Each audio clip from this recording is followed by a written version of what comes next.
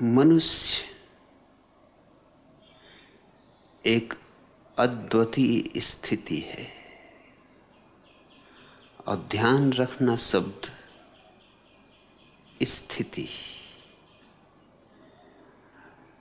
एक जगत है मनुष्यों के नीचे पशुओं का, वे पूरे ही पैदा होते हैं, उन्हें जो होना है वैसे ही पैदा होते हैं। और एक जगत है मनुष्य के ऊपर बुद्धों का,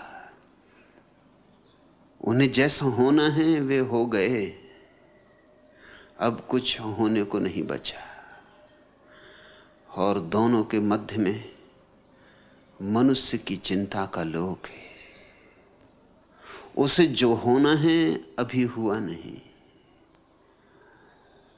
जो नहीं होना है वह अभी है। इसलिए तनाव है, खिंचाव है। पीछे की तरफ खींचता है पशुओं का लोक, पक्षियों का लोक, वृक्षों का लोक, नदी पहाड़ों का लोक। आगे की तरफ खींचता है बुद्धों का लोक, जिनों का लोक, तीर्थंकरों का लोक, अवतारों का लोक। दोनों आकर्षण प्रबल हैं। पीछे के आकर्षण का बल यह है कि वह हमारा अनुभव है, अचेतन में दबा हुआ। उन सारी योनियों से हम यात्रा करके आए हैं, वे जानी मानी हैं, परिचित हैं। उन लौट जाना आसान मालूम होता है। इसलिए शराब और शराब जैसे मादक द्रव्यों का इतना प्रभाव है।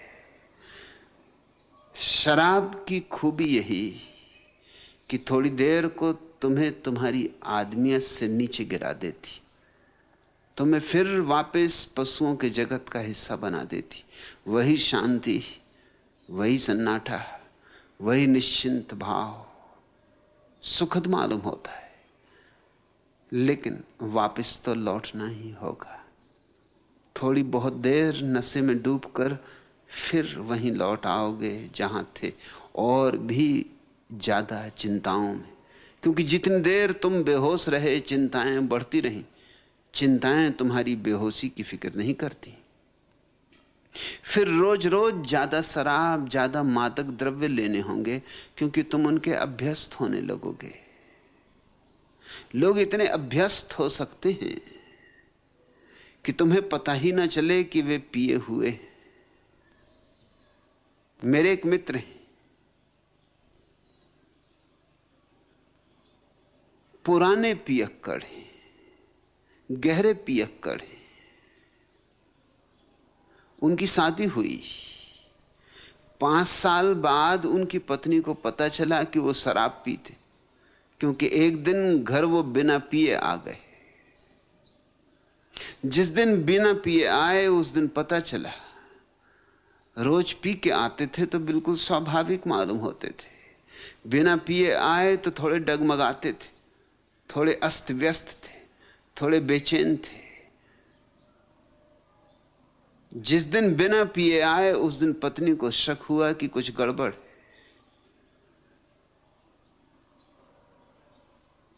मैं उनसे वर्षों से परिचित हूं। कितना ही उन्हें पिला दो, तुम ऊपर से जांच करके बता नहीं सकते कि वो पिए हुए। अभ्यस्त हो गए।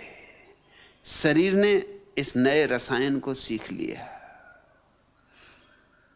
और फिर लाख भूल जाओ, भूलने से चिंता मिटती नहीं। चिंता तो अपनी जगह खड़ी है, और चिंता मनुष्य की दुश्मन भी नहीं, उसकी मित्र है। चिंता का कांटा ही तो उसे आगे बढ़ाता है, वही तो उसकी चुनौती है। सोम रस से लेकर ऋग्वेद के, आल्दुअस हक्सले के एलएसडी तक, आदमी निरंतर इस बात की खोज की है कि मैं वापस कैसे लौट जाऊं। कवियों के मन में बहुत आकर्षण होता है पक्षियों जैसे आकाश में उड़ने का मुक्त गगन, फूलों जैसे सूरज में खिलने का, वृक्षों की हरियाली, नदियों का कलकल नाद, सागर में उठते तूफान और आंधियां, आकाश में गरजते बादल और कड़कती बिजलियां। और कवि आतुर हो आता है लौट चले पीछे को। यह आकस्मिक नहीं है कि कवि, चित्रकार, संगीतज्ञ आम तौर से मादक द्रव्यों में उत्सुक हो जाते। इसके पीछे कारण है, वो पीछे लौटना चाहते हैं। और पीछे लौटने का एक ही उपाय है, हम कैसे भूल जाएं उस जगह को जहां की हम। मगर समय में पीछे लौटा ही नहीं जा सकता। एक बाप अपने छोटे से बेटे को समझा रहा था नेपोलियन का प्रसिद्ध वचन कि इस जगत में कुछ भी असंभव नहीं। उसके बेटे ने कहा रुको, 1 मिनट रुको, मैं अभी आया। मैं अभी सिद्ध करता हूं कि एक चीज निश्चित असंभव, मैं बहुत दिन से करके देख रहा हूं, संभव होती नहीं। वो भागा गया स्नान गृह में और वहां से टूथपेस्ट की डब्बी ले आया। टूथपेस्ट के ट्यूब को निकाल के उसने 2 जोर से पिचका के टूथपेस्ट बाहर निकाल दिया और अपने बाप को कहा अब इसको फिर भीतर करके दिखा दो। तो मैं मान लूंगा कि नेपोलियन ठीक कहता है कि जगत में कुछ भी असंभव नहीं। मैं तो बहुत कोशिश करके हार चुका। जो बाहर आ गया सो आ गया, फिर भीतर नहीं जाता। इस छोटे से बच्चे ने अपने ढंग से एक महत्वपूर्ण बात कह दी। छोटे बच्चे कभी कभी बड़ी महत्वपूर्ण बात कह देते।